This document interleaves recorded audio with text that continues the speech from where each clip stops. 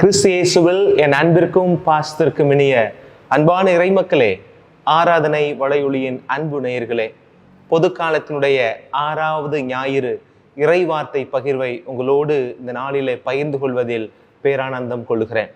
இன்றைக்கு நற்செய்தி வாசகத்தை நம்ம பார்த்தோம் அப்படின்னா கொஞ்சம் நீண்ட நெடிய வாசகமாக உங்களுக்கு தோணியிருக்கலாம். ஏன்னா 17 அதிகாரத்திலிருந்து 37 கிட்டத்தட்ட 20 வசனங்கள் மத்தேயு நற்செய்தியிலிருந்து நம்ம வாசிக்க கேட்டோம். அப்போ இதில் நம்ம 20ஐயுமே நம்ம விளக்கி பார்க்கணும் அப்படின்னா அது கட்டாயம் முடியாத காரியம். அது நீண்ட நேரத்தை நம்ம எடுக்கும்.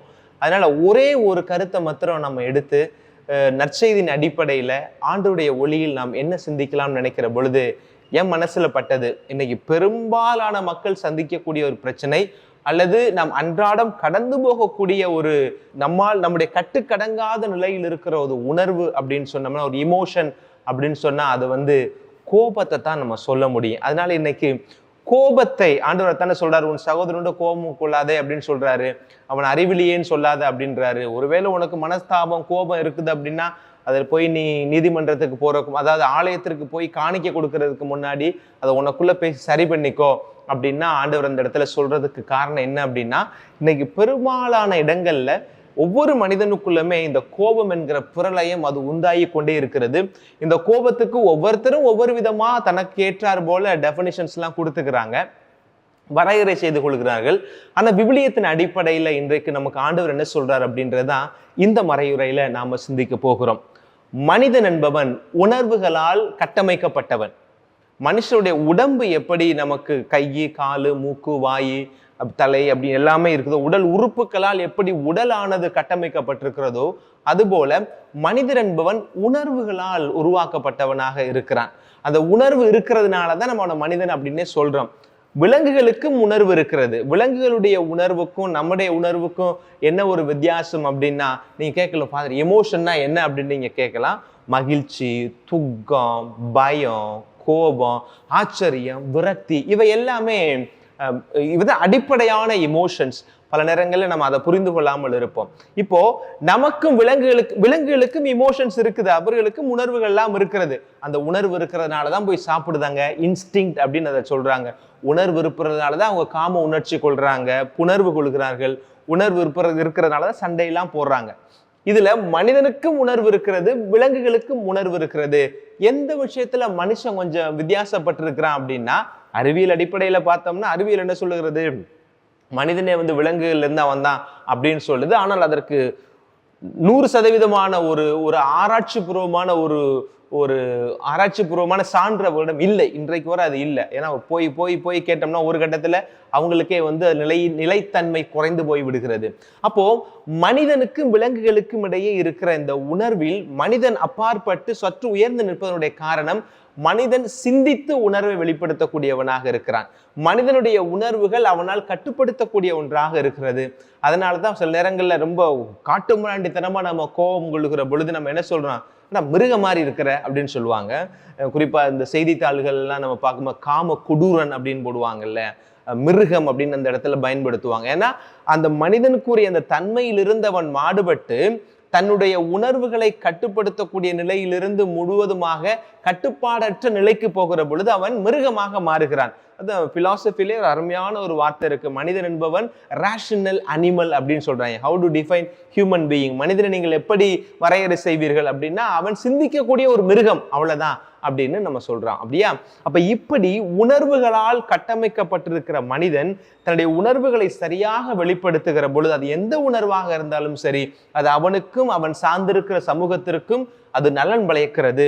அதுவே கட்டுப்பாடற்ற நிலையில் வருகிற பொழுது அது பாதிப்பை ஏற்படுத்துகிறது.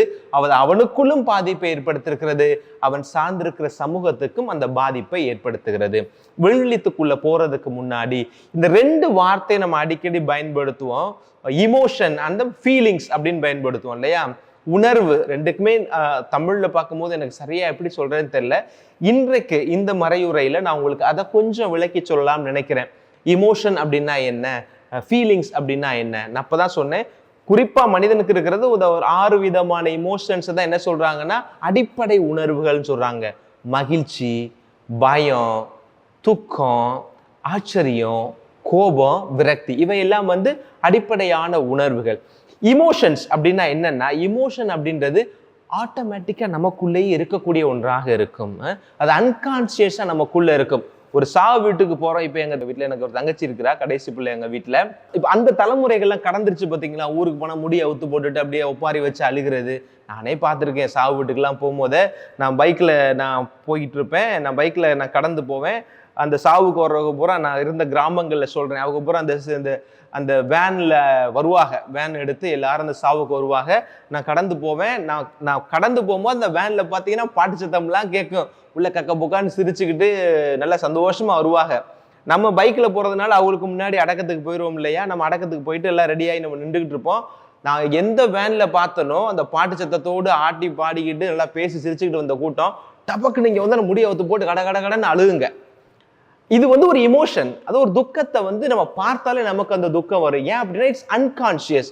என் தங்கச்சிட்ட கேட்பேன், உனக்கெல்லாம் அழுக வருதா? நீனா இப்போ நீங்களாம் வந்து 90 கிட்ஸ் அல்லது ஜென்சியா இருக்கிறீங்களே, உங்களுக்கு எப்படின்னு கேட்கும் போது என் தங்கச்சி ஒரு முறை சொன்னிச்சு, அந்த இடத்துக்கு போனால் ஆட்டோமேட்டிக்காக நமக்கே அழுக வந்துரும்னே அப்படின்னாங்க.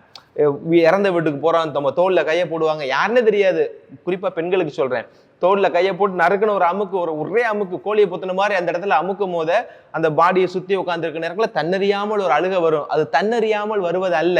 மனிதன் தன்னிலையில் துக்கம் என்கிற உணர்வை கட்டமைத்திருக்கிறான். அவனுக்குள்ள ஆட்டோமேட்டிக்கா இருக்கிறதுனால அந்த சூழல் வருகிற பொழுது அன்கான்சியஸா அது வெளிப்படும். அப்போ இமோஷன் அப்படின்றது எப்பவுமே அன்கான்சியஸா இருக்கும். அது ரொம்ப நேரத்துக்கு இருக்காது. இமோஷன் அப்படின்றது ஷார்ட் டைம்ல தான் இருக்கும். மேபி ஒரு 5 செகண்டு, ஒரு சில நேரங்களில் ஒரு நிமிஷம், சில நிமிடங்கள் வரக்கூட போகும்.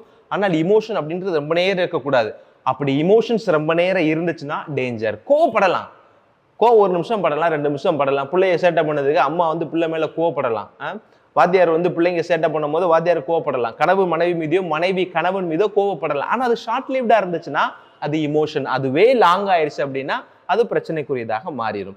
மூணாவது, இந்த இமோஷன் அப்படின்றது ஒரு பிசிக்கலா நீங்க உணர முடியும். உங்களுக்குள்ள வந்து ஒரு மாற்றத்தை நீங்கள் காண்பீர்கள். ஒரு உதாரணத்துக்கு சொல்றேன் பாருங்களேன். கோவப்பட்டீங்கன்னா உடம்பு அப்படியே ஹீட் ஆகும். ஒரு ரொம்ப சந்தோஷமான காட்சியை கேட்டுட்டீங்க அப்படின்னா உங்களை அறியாத ஒரு பூரிப்பு வரும். ஒரு சோகத்தை கண்டுட்டீங்கன்னா பிசிக்கல் ரியாக்ஷன் என்ன? கண்ணுல இருந்து கண்ணீர் வரும். இதெல்லாம் வந்து பிசிக்கல் ரியாக்ஷன். எதுல இருக்கும் அப்படின்னா இந்த இமோஷன்ஸ்ல கட்டாயம் அது இருக்கக்கூடியதா இருக்கும். அதையும் கடந்து இந்த இமோஷன்றது உலகத்துல எங்கே போனாலும் அது ஒரே மாதிரிதான் இருக்கும். எந்த உலகத்துல எந்த நாட்டுக்கு எந்த கலாச்சாரத்துல போனாலும் சாவு வீட்டுக்கு போனா ஒரு துக்க செய்தியை கேட்டா அழத்தான் செய்வாங்க. ஒரு குழந்தை பிறந்துச்சு அப்படின்னா மகிழ்ச்சியோட தான் செய்வாங்க. திடீர்னு ஒரு பாம்பு வந்து நம்ம நடந்து போயிட்டு இருக்கோம், பாம்பு சரக்குன்னு வந்துருச்சு அல்லது பாம்பு படம் எடுத்து நிக்குது அப்படின்னா எந்த நாட்டுக்காரனா இருந்தாலும் பயப்படத்தான் செய்வான். அந்த பாம்பு சீரிச்சு அப்படின்னா நாகத்தை கண்டால் எல்லோரும் நடுங்கத்தான் செய்வார்கள். ஏன்? இதெல்லாம் இமோஷன்ஸ். இப்ப நான் அடுத்து என்ன சொல்ல போறேன்னா, ஏன் ஃபாதர் நீங்க சைக்காலஜி கிளாஸ் எடுக்கிறீங்க, நீங்க படிக்கிறதுனாலே அப்படின்னு கேட்க வேணாம். இதெல்லாம் அடிப்படையா நம்ம தெரிஞ்சிருக்க வேணும். சில நேரங்கள்ல இமோஷன்ஸுக்கு சற்று ஏறக்குறைய பக்கத்துல இருக்கக்கூடிய இன்னொரு வார்த்தை ஃபீலிங்ஸ். ஏன் ஃபீலிங்கே உங்களுக்கு புரிய மாட்டேங்குதா அப்படின்னு சொல்றேன் இல்லையா. அந்த ஃபீலிங்ஸ் கொஞ்சம் வித்தியாசமானது. என்னன்னா, ஃபீலிங்ஸ் என்பது கான்சியஸா நமக்குள்ள இருந்து வரக்கூடிய ஒரு எமோஷன். ஒரு பெண் பிள்ளை வருதுன்னு எத்தனையோ பெண்களை நம்ம பார்க்கிறோம். ஒரு இளவட்ட பையன், ஒரு இளைஞன் வந்து எத்தனையோ பெண்களை பார்க்கிறான். பார்க்கிற எல்லாருமே அவனுக்கு வந்து காதல் வயப்படுவதில்லை. ஒரு சில பேர் அந்த காதல் வயப்படுறாங்கன்னா கான்சியஸா உள்ளுணர்வு தூண்டி அது கான்சியஸ்ல வெளிவருகிற பொழுது அந்த ஃபீலிங்ஸை அதை வெளிப்படுத்துறாங்க. அப்போ இந்த ஃபீலிங்ஸ்ன்றது கான்சியஸா நடக்கக்கூடிய ஒரு காரியம். அதே நேரத்துல இந்த ஃபீலிங்ஸ் வந்து ஸ்லோவா தான் அப்படி ஸ்டார்ட் ஆகி அப்படியே இமோஷனுக்குள்ள அப்படியே போகும். அந்த ஸ்லோவர் வெர்ஷன் ஆஃப் இமோஷன் அப்படின்றது தான் நம்ம என்ன சொல்றோம், ஃபீலிங்ஸ் அப்படின்னு சொல்றோம். அதையும் கடந்து இந்த ஃபீலிங்ஸ் வந்து ரொம்ப நேரத்துக்கு இருக்கும். எமோஷன் தான் ஷார்ட்டாக வந்துட்டு அப்படியே போயிடும். அந்த ஃபீலிங்ஸ்ன்றது நமக்கு ரொம்ப நேரம் இருக்கக்கூடியதாக இருக்கும். இந்த ஃபீலிங்ஸ் ஒவ்வொருத்தனுக்கு வித்தியாசப்படும். எப்படின்னு சொல்லணும்னா, இப்போ எனக்கு ஒரு சில பேர் என்னை அப்ரிஷியேட் பண்ணுறாங்கன்னு வச்சுக்கோங்களேன். என்னை ரொம்ப அப்ரிஷியேட் பண்ணுறாங்கன்னா எனக்குள்ள ஒரு சந்தோஷம் வருது இல்லையா. அது எனக்கு சந்தோஷமா இருக்குது, இன்னொருத்தருக்கு கோபம் தரக்கூடியதாக கூட இருக்கலாம். இது சப்ஜெக்டிவாக இருக்கும். அப்போ இந்த ஃபீலிங்ஸ்ன்றது ரொம்ப சப்ஜெக்டிவாக இருக்கும். இன்னைக்கு இயேசுஆண்டவர் இந்த கோபத்தை இந்த எமோஷனுக்குள்ள கொண்டு போய் வைக்கிறாரா அல்லது ஃபீலிங்ஸ்ல கொண்டு போய் வைக்கிறாருன்னு பார்த்தோம்னா, இயேசுஆண்டவர் என்ன சொல்றாருன்னா, இமோஷன்ஸுக்குள்ளதான் அந்த கோபத்தை கொண்டு வராரு. ஏன்? அது ஒரு ஷார்ட் டேர்மா இருக்கணும் அப்படின்றதையும், அது இயல்பா உனக்குள்ள இருக்கணும் அப்படின்றதையும், உலகம் பூரா இதுதான் அப்படின்றத நம்ம புரிந்து கொள்ளணும் அப்படின்றதுக்காண்டி தான் இந்த ஒரு சின்ன ஒரு கம்பேரிசன் இந்த நாளில் உங்களோடு நான் பகிர்ந்து கொண்டேன். இன்னைக்கு நற்செய்தியில சொல்லப்பட்டிருக்கிற அந்த வகை என்னன்னா கோபத்தை பத்தி சொல்லப்படுகிறது. இந்த கோபத்துக்கு நம்ம நிறைய காரணங்கள் சொல்லுவோம். சில பேர் எந்த நேரம் பார்த்தாலும் கோபப்படக்கூடிய, எப்பயுமே இந்த ஹாட் டெம்பர் அப்படியே இருக்கிறது, அப்படியே வரப்பா இருக்கிறது. சில பேர் பார்க்கும் போதே அப்படி முறப்பா பார்க்கறது, அப்படியே அதே மெயின்டைன் பண்ணக்கூடிய ஆள் இருக்காங்க. ஒரு சில பேர் எதுக்குமே கோபப்படாத ஆட்களா இருப்பாங்க. ஆமஞ்சாமி மாதிரி அப்படியே இருப்பாங்க, போட்ட சாணி மாதிரி அப்படியே இருப்பாங்க. அப்படிப்பட்ட மனிதர்கள் இருக்கிறாங்க. தேவைக்கு ஏற்றார் போல கோவப்படக்கூடியவர்கள் இருக்கிறாங்க, சரியான விதத்துல கோவப்படக்கூடியவர்களும் இருக்கிறாங்க இல்லையா? சந்தர்ப்பத்தை பார்த்து கோவப்படக்கூடியவர்கள் இருப்பாங்க, சரியான நேரத்துல சரியான விதத்துல கோவப்படக்கூடிய மனிதர்களும் இன்றைக்கு நமக்கு மத்தியில தான் இருக்கிறாங்க. இந்த இயல்பாவே நம்ம பேசும்போது பார்ப்போம் இல்லையா? அதாவது ரொம்ப ஓங்கி சத்தமா பேசுனா, ஏன் மிருக மாதிரி கத்துற அப்படின்னு சொல்லுவாங்க. நானா எங்க வீட்டிலே கேட்டிருக்கேன், எங்க அம்மா எங்க அப்பா பலமுறை சொல்லி நான் கேட்டிருக்கேன். அது ஒரு மிருகம் அப்படின்னா சொல்லுவாங்க. எப்போ? கோவப்படும் போத, வீட்டில் சண்டை போடும் போத அப்படிலாம் நான் சொல்ல கேள்விப்பட்டிருக்கேன். ஆண்டவர் இன்னைக்கு சொல்றாரு, கோபத்தை பலவாறு நியாயப்படுத்தக்கூடிய நிலையில கோபம் நல்லதா கெட்டதா அப்படின்னு கேட்டா அது ஒரு இமோஷனா இருக்கிற வரைக்கும், உணர்வாக இருக்கிற வரை, இயல்பாக வெளிப்படுத்துகிற பொழுது அது நல்லதுதான். இப்ப ஏசாண்டவரே கோவப்பட்டிருக்காரு இல்லையா? அப்படின்றத நம்ம மேற்கோள் காரணம் காமிச்சு எல்லா நேரம் நம்ம கோவப்பட முடியாது. அவர் ஒரு இடத்துல கோவப்படுகிறார், 2 இடங்கள்ல கோவப்பட்டிருக்கிறார். எதற்காக அப்படின்னா அந்த சூழலில் அந்த ஒரு எமோஷனை வெளிப்படுத்தினா அது சரியா இருக்கும்னு உணர்ந்து அந்த இடத்துல வெளிப்படுத்துறாரு. என்ன செய்யறாங்க? கோயில எல்லாரும் வியாபாரம் பார்க்கும் போது, என்னுடைய தந்தையினுடைய இல்லத்தை ஏன் நீங்கள் வியாபார கூடமாக மாற்றுகிறீர்கள் அப்படின்னு சொல்லி அந்த இடத்துல கோவப்படுறாரு. விவிலியத்தின் அடிப்படையில் அப்படி சொல்லப்பட்டிருக்குது. ஆனா வரலாறு என்ன சொல்லுதுன்னா, அந்த இயேசு கோவப்பட்ட இடம் கோயிலுக்கு வெளியில, கோயிலுக்கு உள்ள இல்லை, கோயிலுக்கு வெளிப்புற பகுதி. அதுதான் புறவினத்து மக்கள் உட்கார்ந்து ஜெபிக்கக்கூடிய இடம். அந்த புறவினத்து மக்கள் எல்லாரும் உட்கார்ந்து ஜெபிச்சுக்கிட்டு இருக்கிறாங்க. அவங்களுக்கு ஜெபிக்கிறதுக்கு இவ்வளவு சத்தமா போட்டுக்கிட்டு வியாபாரம் பார்த்துட்டு இருக்கிறத பார்த்து அங்க இருக்கிற தலைமை குருக்களோ அந்த ஆலயத்துக்கு பொறுப்புல இருக்கிற யாருமே, எப்பா போங்கப்பா, அவங்க ஜெபம் பண்ணிக்கிட்டு இருக்காங்கப்பா அப்படின்னு அவர்கள் சார்பாக நின்று பேசுவதற்கு அங்க யாருமே இல்லை. புறவினத்தர்கள் ஆலயத்திற்கு வருவதே பெரிய காரியம். அவர்கள் உட்கார்ந்திருக்க வேண்டிய இந்த புறவினத்தார்கள் வெளியில உட்கார்ந்திருக்கிற அந்த இடத்துல கூச்சலும் சத்தமும் இருந்ததுனாலதான் இயேசு ஆண்டவர் அந்த இடத்துல கோவப்படுகிறார். அதை நம்ம நியாயமாக நம்ம இந்த இடத்துல எடுத்துக்கொள்கிறோம். இன்னைக்கு நற்செய்தியில் ஆண்டவர் என்ன சொல்றாருன்னு பாருங்களே, தன் சகோதர சகோதரிகளிடம் சினம் கொள்கிறவர் தண்டனை தீர்ப்புக்கு ஆளாகிறார். சகோதரரையோ சகோதரியோ முட்டாளே என்பவர் தலைமைச் சங்க தீர்ப்புக்கு ஆளாகிறார். அறிவிலியே என்று சொல்லுகிறவர் எரி நரகத்திற்கு ஆளாகிறார். ஆகவே நான் உங்களுக்கு சொல்லுகிறேன் அப்படின்னு சொல்லி பின்னாடி அதெல்லாம் சொல்றாரு. என்ன செய்யணும், எது செய்யணும் அப்படின்ற சொல்றாரு. இப்போ நமக்கு இந்த இடத்துல நம்ம தெரிந்து கொள்ள வேண்டிய ஒரு காரியம் இதுதான். கோபம் கொள்வது தவறல்ல, அது கட்டுப்பாடற்ற முறையில் காயப்படுத்தக்கூடிய விதத்தில் சுயநலத்தோடு வெளிப்படுகிற பொழுது அது பாவமாய் மாறுகிறது. நல்லா பார்த்துக்கோங்க. இப்ப இயேசு ஆண்டவர் கோவப்பட்டதை நம்ம சொல்றோம்.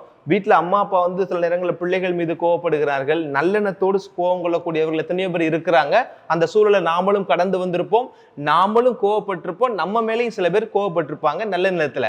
ஆனால் இன்றைக்கு நீங்கள் கோபத்தை சரியா தவறா அப்படின்னு நீங்க புரிந்து கொள்ளணும்னா இந்த 3 அளவீட வைங்க. நீங்கள் படுகிற கோபத்தில் சுயநலம் இருந்தால் அது பாவம். நீங்கள் படுகிற கோபம் கட்டுப்பாடற்ற விதத்தில் வெளிப்படுகிறதா, அது பாவம். நீங்கள் படுகிற கோபம் காயப்படுத்த வேண்டும் என்கிற உணர்வோடு எண்ணத்தோடு வெளிப்படுகிறதா, அது நமக்கு பாவமாக பார்க்கப்படுகிறது. இதை நீங்க தெளிவாக வைத்துக் கொள்ள வேண்டும். சிராக்கின் ஞான நூல் 27வது அதிகாரத்துல 30வது வசனம் என்ன சொல்லுகிறது? வெகுளி சினம் ஆகிய இரண்டும் வெறுப்புக்கு உரியவை, பாவிகள் இவற்றை பற்றி கொள்கிறார்கள். ஆமா, அப்ப கோபம் என்பது பாவிகளுடைய ஒரு குணமாக பார்க்கப்படுகிறது. எப்போது அந்த கோபம் இயற்கையில், அதனாலதான் உங்களுக்கு ஏற்கனவே சொன்னேன், இமோஷன் அப்படின்றது ஷார்ட் லிவ்டு, ஒரு சில மணித்துளிகள் தான் இருக்க வேண்டும். அந்த கோபத்தை அப்படியே லென்தன் பண்ணி போறாங்க அப்படின்னா அவர்கள் அந்த கோபத்தை பற்றி கொள்கிற பொழுது பாவத்தை இறுக பிடிக்கக்கூடியவர்களாக அவர்கள் இருக்கிறார்கள்.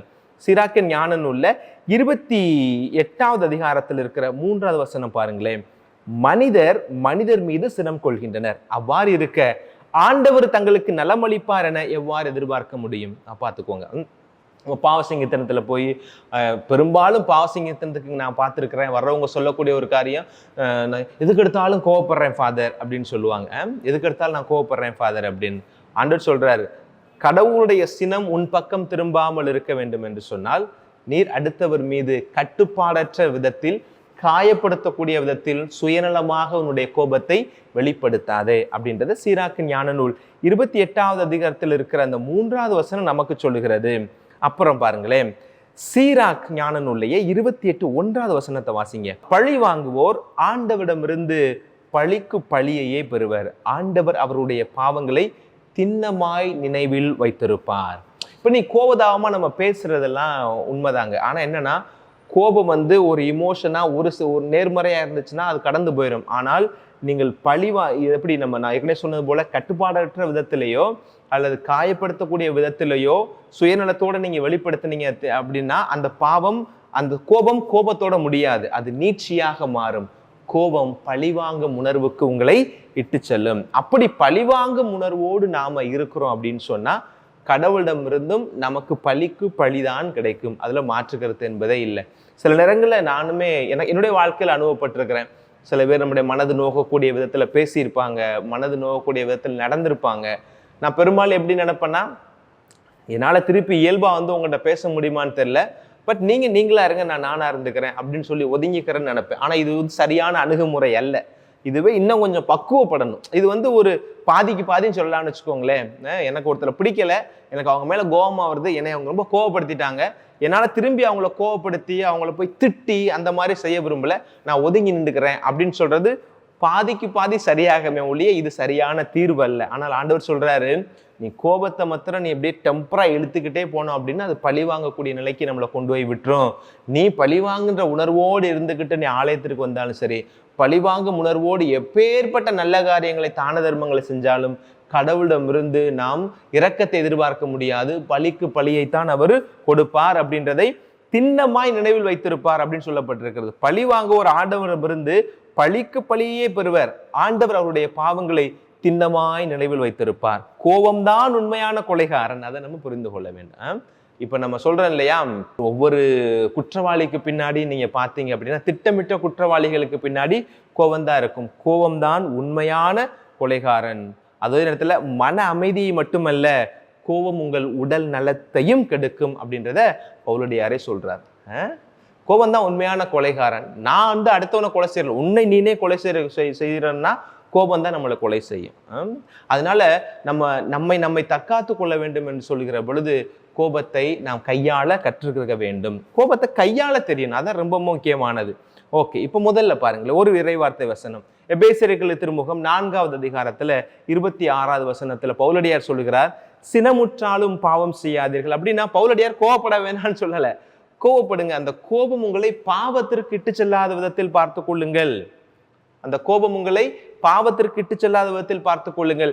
எப்ப கோபம் உங்களை பாவத்துக்கு இட்டு செல்லும்? அந்த கோபத்தினுடைய காலம் நீடிக்கிற பொழுது, அந்த கோபத்தினுடைய காலம் நீடிக்கிற பொழுது, அந்த கோபத்தினுடைய அந்த தன்மை நீடிக்கிற பொழுது நமக்கு அது பாவமாய் மாறுகிறது. சினமுற்றாலும் கோபப்படுங்க, ஆனால் அதை நீடிக்க வச்சு நீங்க பாவம் செய்து விடாதீர்கள். பொழுது சாய்வதற்குள் உங்கள் சினம் தனியட்டும் அப்படின்னு சொல்றாரு இல்லையா? அப்போ சைக்காலஜில நமக்கு ஒரு கோபம்ன்றது ஒரு சில நிமிஷம் தான் இருக்கணும் அப்படின்னு சொல்றோம். ஆனால் பவுலடியார் அதுல கொஞ்சம் நமக்கு எக்ஸப்ஷன் கொடுக்குறாரு. அன்னைக்கு பூரா கோபமா இருந்தாலும் சரி, தூங்கும் போது நிம்மதியா தூங்க போயிரு. அதனால சொல்றாரு, பொழுது சாய்வதற்குள் உன் சினம் தனியட்டும். கோபமும் ஒரு வெறுப்பும் ஒன்றோடு ஒன்று தொடர்புடையதாக இந்த இடத்தில் பார்க்கப்படுகிறது. சரியா மக்களே? அதுதான் உங்களுக்கு சொல்ல விரும்புகிறேன். இன்னைக்கு நீங்க இரவு தூங்குகிற வழக்கமா சொல்லுவாங்க இல்லையா, இரவு தூங்குகிற பொழுது மனச்சிக்கலும், காலையில் எழுகிற பொழுது மலச்சிக்கலும் இல்லாமல் இருக்கிறவன் தான் பெரிய புண்ணியவான், அவன் தான் பெரிய சந்தோஷக்காரன் அப்படின்னு சொல்றாங்க. இப்படி இரவு மாலை உறங்க செல்லுகிற பொழுது மனச்சிக்கலும், காலை எழுகிற பொழுது மலச்சிக்கலும் இல்லாமல் இருக்கிறான் என்றால் அவன்தான் பாக்கியவான், அவன்தான் சந்தோஷக்காரன். அப்ப நம்ம இதை புரிந்து கொள்ள வேண்டும். அப்போ நம்முடைய வாழ்க்கையில நமக்கு பல நேரங்கள்ல கோபப்படக்கூடிய சூழல் வரும். கோபப்படுத்தக்கூடிய மனிதர்கள் நம்மளை சுத்தித்தான் இருக்கிறாங்க. நான் எப்படி அதை கையாளுகிறேன் அப்படின்றத பொறுத்து தான் நான் கிறிஸ்துவின் மகன், கிறிஸ்துவின் மகள் என்பதை நாம் இந்த உலகத்துல ப்ரூவ் பண்ணிக்கிட்டே இருக்க முடியும். ஒரு சின்ன கதை பாருங்களேன். ஒரு அப்பாவும் பிள்ளையும் ஒரு பேருந்துல பயணமாகி போய் கொண்டிருக்கிறாங்க. பயங்கர கூட்ட நெரிசலா இருக்கு பேருந்துக்குள்ள. பிள்ளைய கையில பிடிச்சிக்கிட்டு, சின்ன பிள்ளை ஒரு 10 வயசு பையன், அவனை கையில பிடிச்சிக்கிட்டு அப்பா பஸ்ஸுக்குள்ள கூட்டத்தோட கூட்டமா நெருக்கி பிடிச்சி உள்ள போறாரு. தெரியாதனமா கண்டக்டர் காலை மிதிச்சு விட்டாப்புல. கண்டக்டர் காலை மிதிச்ச உடனே இந்த அப்பாவுக்கு உடனடியாக தெரிஞ்சிருச்சு, நம்ம யாரையும் மிதிச்சிட்டோம் அப்படின்னோடனே கண்டக்டர் முகத்தை பார்த்தோன்னே டக்குன்னு இவரை தான் நம்ம மிதிச்சிட்டோம் அந்த கூட்டத்துக்குலன்னு சொல்லி, ஐயா மன்னிச்சிருங்க, நான் தெரியாமல் மிதிச்சிட்டேன், என் பிள்ளைய கையில் பிடிச்சிருந்தேன், அவனை பிடிக்கிற கவனத்தில் நான் காலை தெரியாமல் உங்கள் மேலே வச்சு மிதிச்சிட்டேன், என்னை மன்னிச்சுக்கங்கயான்னு கேட்குறாரு.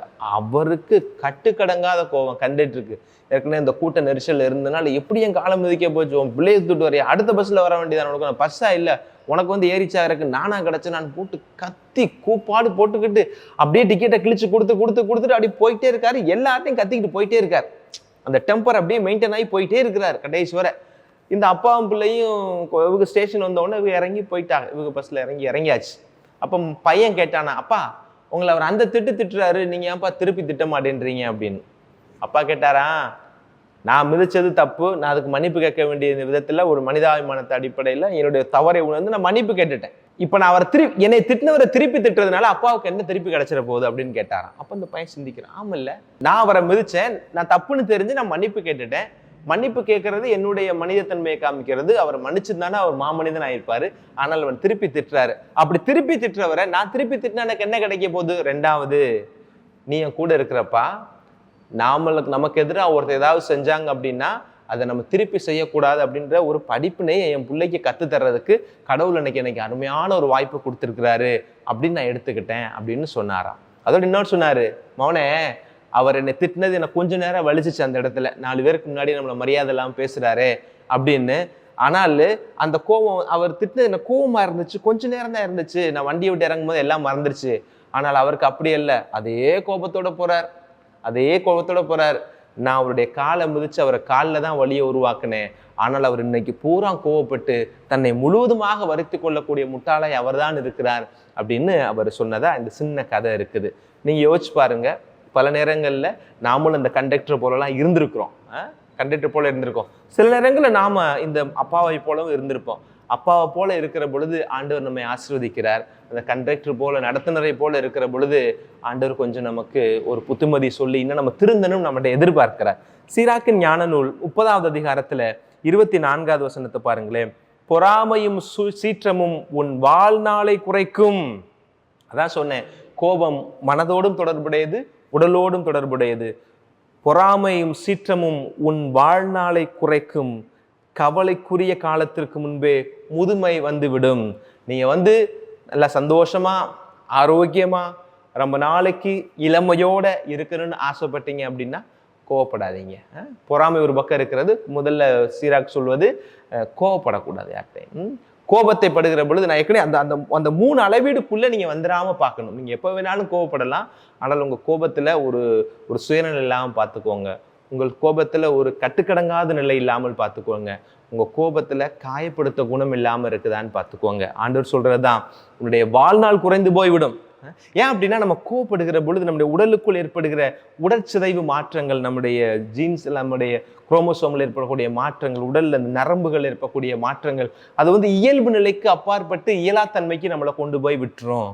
அதனாலதான் உன் வாழ்நாளே அது குறைக்கும் என்று சொல்லுகிறது. 2வது, நம்ம கோவப்பட்டுக்கிட்டே இருக்கிறோம் அப்படின்னா நம்மகிட்ட இருக்கிற நல்லவங்க கூட, நம்ம மீது பாசமா இருக்கிற கூட நம்ம விட்டு விலகி போயிடுவாங்க. உறவுகள் அப்பாற்பட்டு போகிற பொழுது, உறவுகள் நம்மிடமிருந்து ஒரு அடி தள்ளி நிற்கிற பொழுது நம்மை அறியாத நெகட்டிவான எதிர்மறை எண்ணங்கள் நமக்குள்ள வரும். அதுவே நம்முடைய வாழ்நாளை அது குறைத்து விடும். அதனால கோவப்படாதீங்க அப்படின்னு சொல்றாங்க. இன்னைக்கு நிறைய பேருக்கு பிபி, ப்ரெஷரு. என்னுடைய வகுப்பு தோழர்கள், எனக்கே வயசு இன்னைக்கு 38 வயசு 39 வயசு ஆகுது. என் வயசுல இருக்கிற நண்பர்கள், ஏன் என்னை விட இளமையா இருக்கக்கூடிய குருக்களுக்கெல்லாம் இன்னைக்கு கேட்கிற பொழுது எனக்கு ப்ரெஷர் என்ன, எனக்கு சுகர் என்ன அப்படின்னு சொல்லக்கூடிய நிலைமைக்கு இன்றைக்கு சமூகம் தள்ளப்பட்டிருக்கிறதுக்கு காரணம் என்ன அப்படின்னா, இந்த கோபமும் பொறாமையுமா கூட இருக்கலாம். அதனால நீண்ட நாள் வாழணும்னு ஆசைப்படுறீங்களா? கோபத்தை குறைங்க. இளமையோடு இருக்கணும்னு ஆசைப்படுறீங்களா? நீங்க போய் என்ன சாப்பிட தேவையில்லை, தங்க பஸ்பம் சாப்பிட தேவையில்லை, நீங்க டெய்லி யோகா பண்ணணும்னு கூட அவசியம் இல்லை.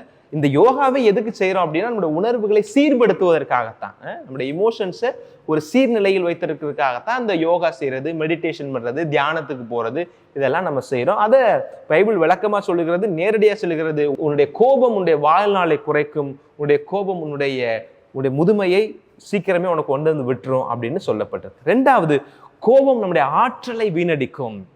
மனிதன் என்பவன் ஆற்றலினுடைய தேக்கமாக இருக்கிறான். நமக்குள்ள நிறைய சக்தி இருக்கிறது. இந்த பஞ்சபூதங்களுடைய சக்தி இருக்கிறது. இறைமையின் ஆற்றல் நமக்குள்ள இருக்கிறது. இந்த யூனிவர்ஸோட இந்த பிரபஞ்சத்தினுடைய ஆற்றல் நமக்குள்ள இருக்கிறது. இந்த ஆற்றலை எந்த ஒரு மனிதன் சரியாக பயன்படுத்துகிறானோ அவர்கள் எல்லாம் சாதனையாளர்களாக மாறுகிறார்கள். சரியாக பயன்படுத்துகிறவர்கள் இறை மனிதர்களாக நமக்கு மாறுகிறார்கள். கோபம் நம்முடைய அந்த ஆற்றலை விரயம் செய்யக்கூடிய ஒன்றாய் மாறும். ஆங்கிலத்தில் சொல்ல போனா த டேஞ்சரஸ் எனர்ஜி லீக்கேஜ் கோபம் தான். கோபப்படும்போது நம்மளிடமிருந்து வேகமா எனர்ஜி நமக்கு வெளியில போயிடும். பார்த்துக்கோங்க. உதாரணத்துக்கு ஃபார் எக்ஸாம்பிள் ஒரு சின்னதா ஒரு வாட்டர் கேன் எடுத்துக்கோங்களேன். வாட்டர் கேன் மூடிய மேலே திறந்துட்டு அப்படி ஊத்துனோம்னா அது குடிக்கிற மாதிரி தண்ணி நம்ம வாய்க்குள்ள அப்படி வந்துகிட்டே இருக்கும். அது ஒரு எனர்ஜி வெளியில போற மாதிரி வச்சுக்கோங்களேன். அதே நேரத்துல கீழே டப்புன்னு பாட்டில் உடச்சி விட்டோம்னா பக்கத்துல பொசுக்குன்னு தண்ணி கீழே போயிடும் இல்லையா? அதுதான் எனர்ஜி லீக்கேஜ். சுத்தமா வேஸ்டா போயிடும். எப்போது கட்டுக்கடங்காத கோபத்தை நாம் தேக்கி வைத்து அதை வெளியிடுகிற பொழுது அந்த எனர்ஜி லீக்கேஜ், இந்த பிரபஞ்சம் நமக்கு தருகிற ஆற்றல், நம்முடைய இறைவன் நமக்கு தருகிற ஆற்றல், ஜெபத்தின் வல்லமையில் நாம் பெறுகிற ஆற்றல் எல்லாம் விரயமாய் போய்விடும் அப்படின்றத சொல்லுகிறது. மூன்றாவதா இந்த கோபத்திலிருந்து ஒரே ஒரு பாயிண்ட் சொல்லணும்னா, கோபத்திற்கு மாற்று கனிவு தாங்க, வேற ஒண்ணுமே இல்லை.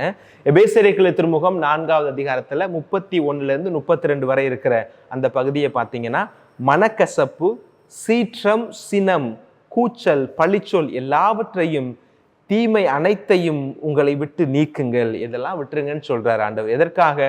ஒருவருக்கொருவர் நன்மை செய்து பரிவு காட்டுங்கள். அப்போ இந்த கோபத்துக்கு மாற்றாக பவுலடியார் நமக்கு சொல்வது கனிவும் பரிவும் தான். கடவுள் உங்களை கிறிஸ்து வழியாக மன்னித்தது போல நீங்களும் ஒருவர் மற்றவரை மன்னியுங்கள், ஒருவருக்கு ஒருவர் மன்னிப்பை கொடுங்கள் அப்படின்னு சொல்லி இந்த கோபத்திற்கு, சீற்றத்திற்கு மாற்றாக பவுலடியார் நமக்கு தரக்கூடியது கனிவும் பரிவும் தான். அன்புரை பிள்ளைகளை, இன்றைக்கு வாசிக்கப்பட்ட நற்செய்தி வாசகம் மிக நீண்ட நெடியது. பிற்பகுதிகளும் முற்பகுதியில் நிறைய சொல்லப்பட்டிருக்குது. அதை எல்லாத்தையும் என்னால் விளக்கி சொல்வதற்கான நேர காலம் இல்லை.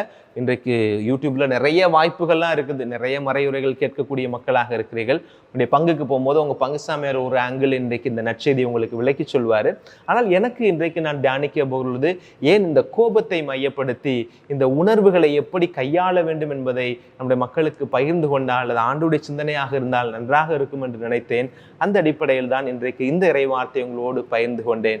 ஒரு காரியம் இறுதியாக சொல்லி நிறைவு செய்ய விரும்புகிறேன். கோபம் கொள்வதில் தவறல்ல. அந்த கோபம் உணர்வாக வெளிப்படுகிற பொழுது நல்லது. அதுவே ஃபீலிங்காக வெளிவருகிற பொழுது, அது காலங்கள் நீடிக்கிற பொழுது, அது கட்டுப்படுத்தாத நிலையில் போகிற பொழுது, காயப்படுத்தக்கூடிய உணர்வோடு வெளிப்படுகிற பொழுது, சுயநலத்தோடு நாம் வெளிப்படுத்துகிற பொழுது அது பாவமாய் மாறுகிறது. கோபம் என்பது இறைவன் நமக்கு கொடுத்திருக்கிற உன்னதமான ஒரு உணர்வு.